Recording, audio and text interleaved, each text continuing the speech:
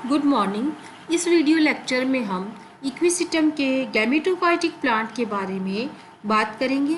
इससे पहले के लेक्चर में हमने इक्विसिटम के स्पोरोफाइटिक प्लांट का स्टडी किया था।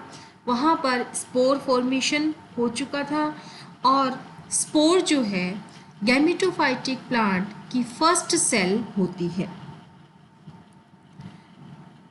इक्विसिटम में होमोस्पोरस या समबीजाणु अवस्था पाई जाती है।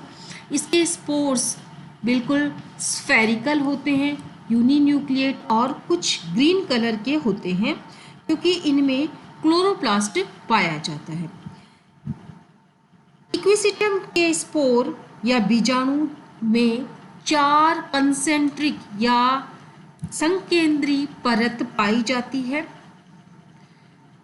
सबसे बाहर की परत को पेरिस्पोर कहते हैं, उसके बाद मिडल लेयर, उसके बाद में एक्सोस्पोर और सबसे भीतर की परत को एंडोस्पोर कहते हैं। इस तरह से कितनी वॉल परत इसमें पाई जाती है?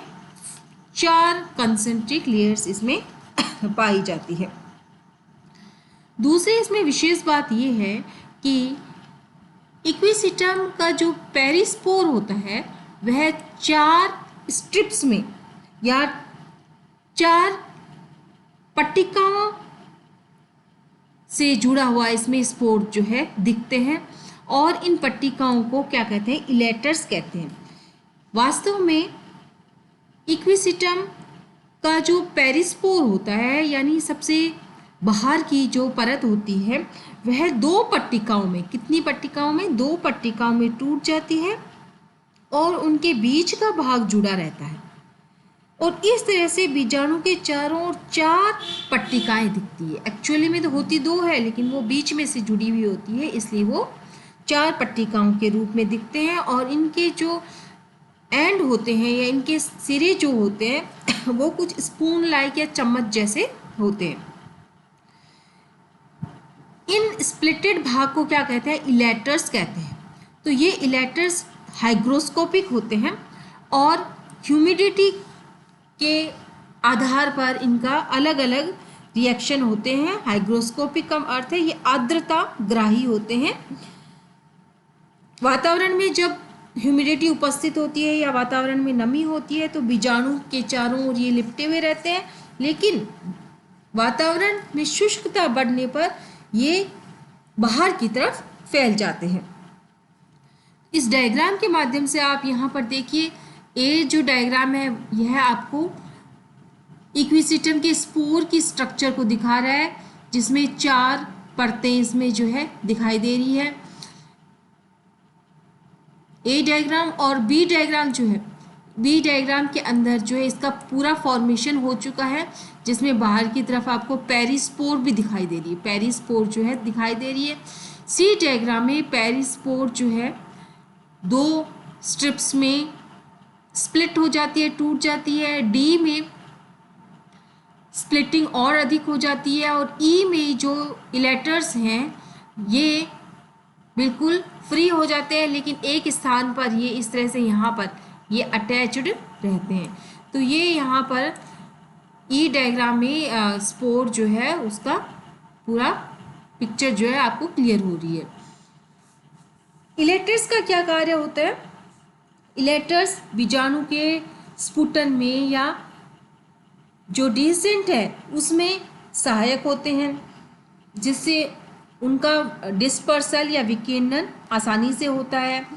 और ये इलेटर्स होने के कारण ये कुछ हल्के होते हैं और पैराशूट की भांति ये कार्य करते हुए बाद में बीजाणुओं को भूमि के ऊपर स्थिर रखने में सहायक होते हैं जिससे बीजाणु जमीन पर स्थिर होकर अंकुरित हो सके।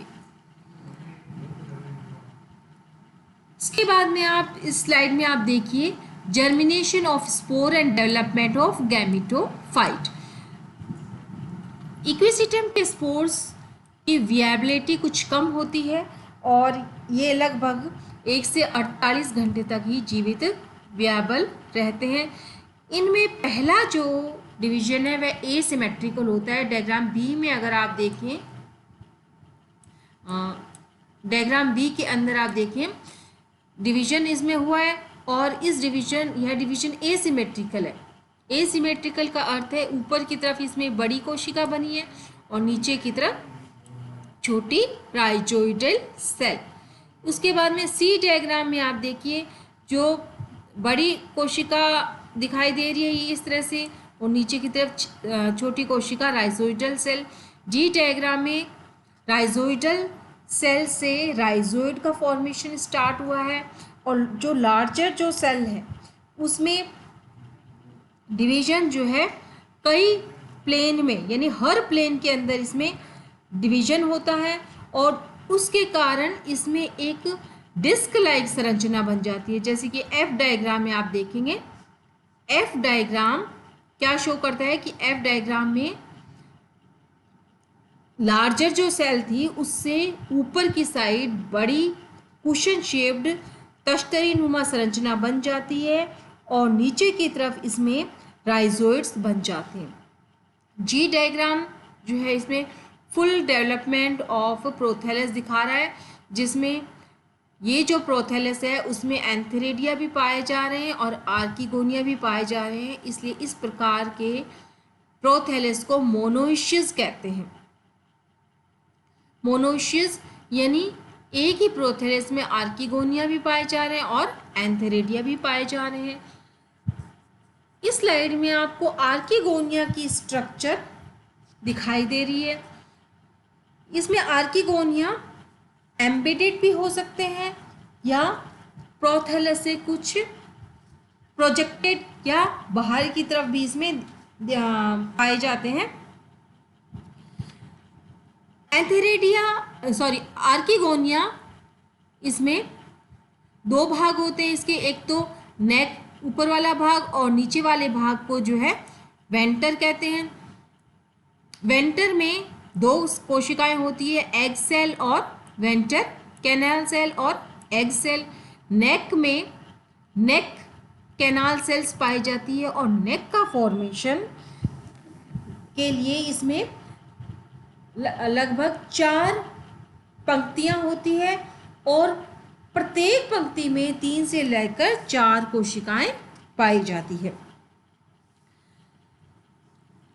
फर्टिलाइजेशन के समय ये जो नेक कैनाल सेल्स हैं इनमें डिसइंटीग्रेशन होता है और इनमें जो इक्विसिटम है उसमें डिसइंटीग्रेटेड मास में मैलिक एसिड पाया जाता है और मैलिक एसिड जो है जो एंथेराजोइड्स है उनको एग सेल की तरफ अट्रैक्ट करने का कार्य करता है। इस डायग्राम में आपको एंथेरेडियम की स्ट्रक्चर और एंथेराजोइड्स दिखाई दे रहा है। इक्विसिटम में एंथेरेडियम की जैकेट जो है सिंगल लेयर्ड जैकेट होती है। Single layered antheridial jacket is present और इसमें जो है पहले एंड्रोसाइट्स पाए जाएंगे। एंड्रोसाइट जो है उनका रूपांतरण होगा और एंथेराजोइड्स बनेंगे। इक्विसिटम के एंथेराजोइड्स मल्टी फ्लैजिलेट होते हैं, यानी एक से अधिक फ्लैजिलाइज में पाए जाते हैं। एक केंद्रक इसमें होता है और इसका ऊपर का भाग जो है स्पाइरल या कोइल्ड होता है और इसके एपेक्स पर जो है कई फ्लैजिला में उपस्थित होते हैं। देन नेक्स्ट स्लाइड में हम फर्टिलाइजेशन के बारे में स्टडी कर रहे हैं। तो फर्टिलाइजेशन से पहले नेक कैनाल सेल और वेंटर कैनाल सेल जो है डिसइंटीग्रेटेड होती है, जिससे एंथेराजोइड्स के अंदर उनका प्रवेश आसानी से हो सके। इसमें मैलिक एसिड जो है पाया जाता है दोनों गैमेट्स के, यानी एग सेल और एंथेराजोइड के फ्यूजन से जाइगोट बनता है और जाइगोट अगली स्पोरोफाइटिक या बीजाणुउद्भिद जनरेशन की पहली कोशिका या मदर सेल होती है। इस चीज़ को हम इस स्लाइड में डायग्राम के द्वारा भी दे सकते हैं। जैसे ए डायग्राम है, ए डायग्राम में जाइगोट को शो हो रहा है। बी डायग्राम में यहाँ पर जाइगोट में माइटोसिस डिवीजन के द्वारा 4 सेल या 4 सेल्ड एम्ब्रियो बन चुका है। सी डायग्राम में एपिकल सेल ऑफ शूट दिखाई दे रही है, यानी यह सेल जो है शूट का फॉर्मेशन करेगी। डी डायग्राम में यहाँ पर रूट इनिशियल दिखाया जा रहा है। ई डायग्राम जो है उसमें शूट एपेक्स और रूट का फॉर्मेशन कुछ अधिक हो चुका है, लेकिन अभी तक ये प्रोथैलस से जुड़ा हुआ पाया जा रहा है। एफ डायग्राम जो है इसमें इक्विसिटम अपने प्रोथैलस पर स्पोरोफाइट बना चुका है। स्पोरोफाइट की शूट जो है, मेन जो शूट है उसमें डेवलपमेंट हुआ है और यहाँ पर आपको रूट्स ऑफ स्पोरोफाइट दिखाई दे रही है। बाद में ये स्पोरोफाइट अपने प्रकाश संश्लेषण शुरू करने के पश्चात अपने प्रोथैलस के ऊपर इसकी डिपेंडेंसी कम हो जाएगी और यह नेक्स्ट जनरेशन का स्पोरोफाइट प्लांट का फॉर्मेशन हो जाएगा। That's all for this class.